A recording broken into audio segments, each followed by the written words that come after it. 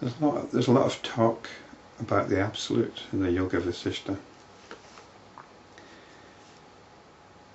And when you talk about the Absolute, it's very difficult not to form notions about it.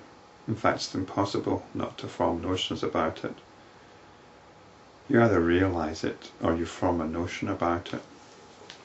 If you form a notion about it, you're in very difficult territory actually. We like to form notions about things. This is how we work. This is how our mind operates. We form notions of spiritual truths. Notions of spiritual truths are spiritual death. So we've got these two rather lovely chapters here about the Absolute. The previous chapter compared the Absolute. Well, it didn't compare it. It said the Absolute is a cosmic wood apple fruit. And we've got another one here. Vasishta continued, "There is yet another parable, O Ram. To illustrate this further, I shall now narrate that to you. There is a great rock which is full of tenderness and affection, which is obvious and ever clearly perceived, which is soft, which is omnipresent and eternal.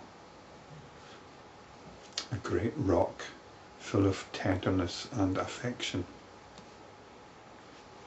It's an omnipresent rock, and it's soft, and it's clearly perceived. Within it countless lotuses blossom. Their petals sometimes touch one another, sometimes not. Sometimes they are exposed, and sometimes they are hidden from view."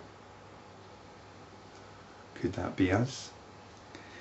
Some face downwards, some face upwards, and some have their roots intertwined. Some have no roots at all.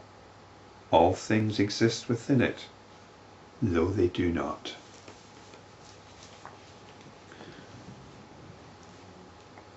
They have an apparent existence. We have an apparent existence. O Ram, this rock is indeed the cosmic consciousness. It is rock-like in its homogeneity. Yet within it, all these diverse creatures of this universe appear to be. Just as one conceives or imagines different forms within the rock, this universe is also ignorantly imagined to exist in this consciousness.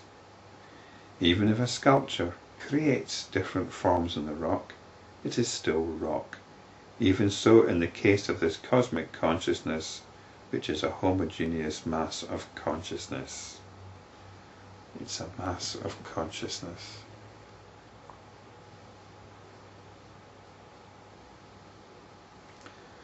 Mass has a gravitational field, and consciousness has its own kind of gravitational field which lends it to create certain notions of universal order. Even as the solid rock contains potentially diverse figures which can be carved out of it, the diverse names and forms of the creatures of this universe exist potentially in cosmic consciousness. This is rather like the scientific point of view that everything exists in a state of quantum probability. And consciousness is the actual act of realizing one of these probabilities. Even as rock remains rock, carved or uncarved, consciousness remains consciousness, whether the world appears or not. The world appearance is but an empty expression. Its substance is naught but consciousness. In fact, even these manifestations and modifications are but Brahman, the cosmic consciousness, though not in the sense of manifestation or modification. Even this distinction, modification in the sense of modification, or any other sense, is meaningless in Brahman. When such expressions are used in relation to Brahman, the meaning is quite different, like water in the mirage. Since the seed does not contain anything other than the seed, Even the flowers and the fruits are of the same nature as the seed. The substance of the seed is the substance of subsequent effects too.